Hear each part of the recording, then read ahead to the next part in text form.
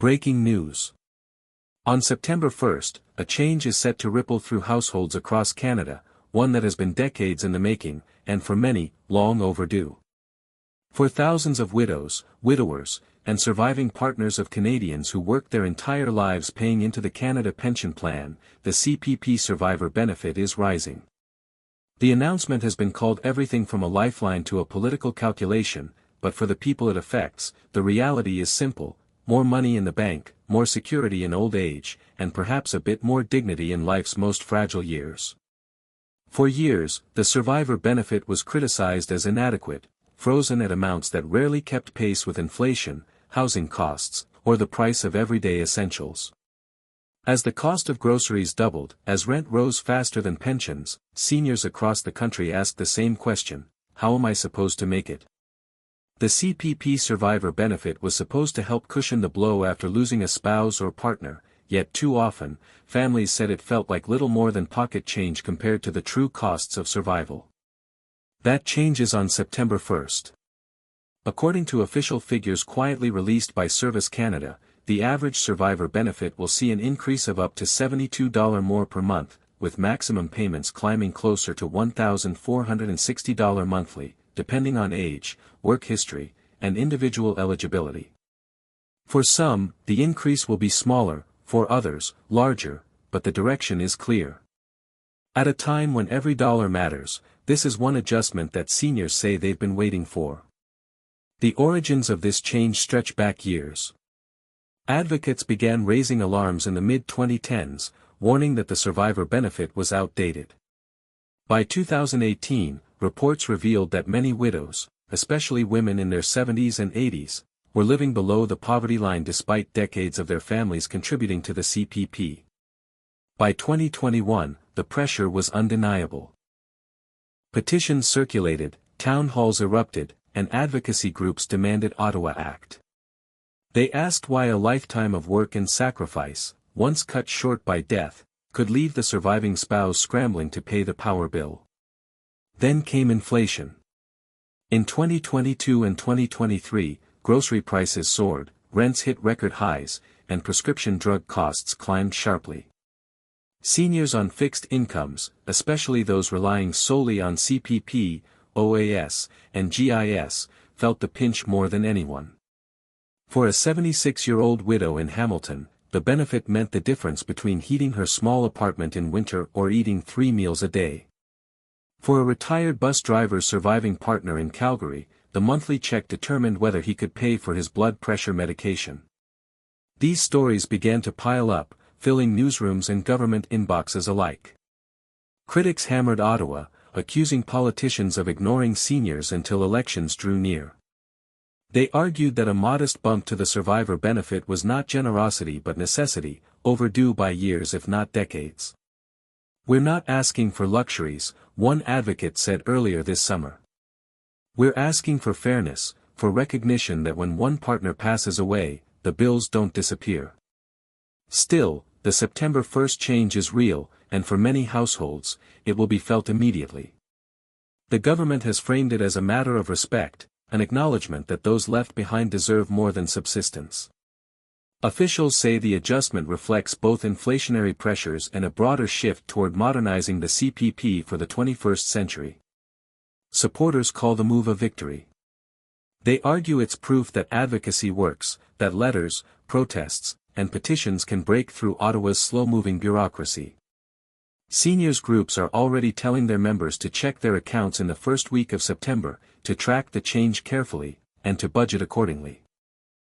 They say this is only the beginning of a broader push to reform Canada's pension system, one that must adapt to longer lifespans, rising costs, and shifting family structures.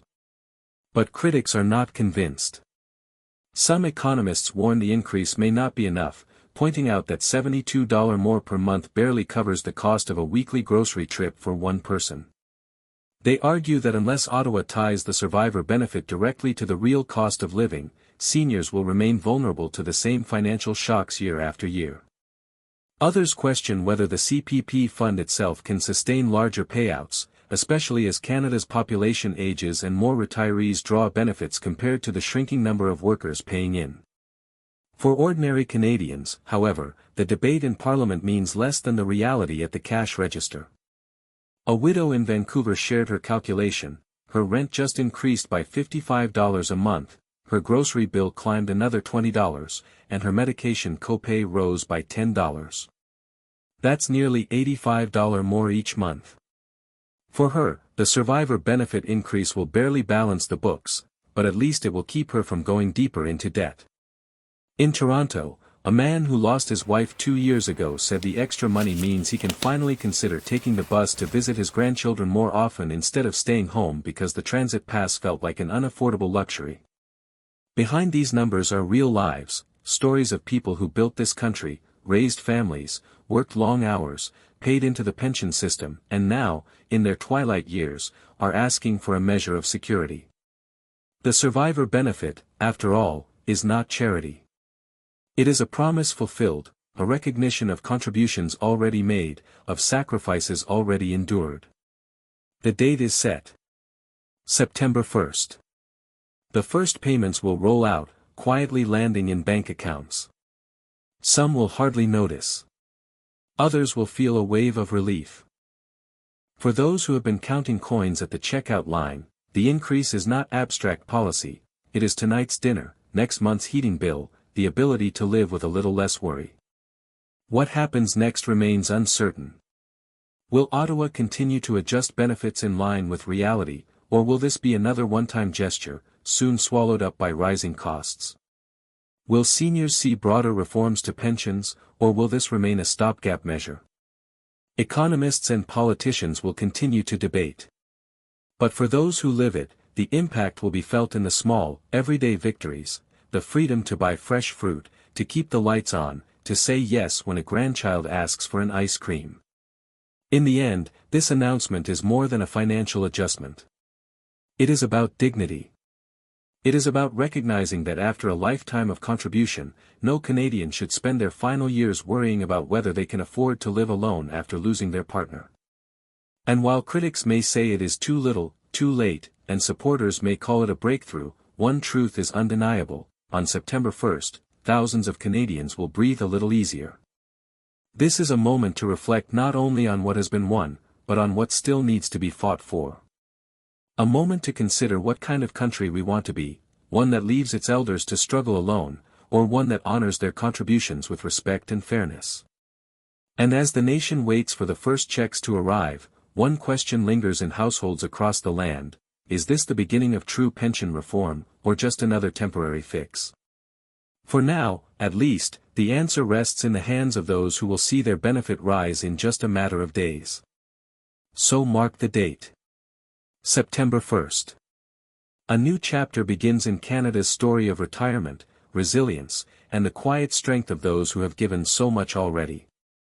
And to everyone watching, if this story matters to you, if you believe Canadians deserve to know the truth about how policy affects our daily lives, don't forget to subscribe and stay with us as we uncover the next chapter in this unfolding story.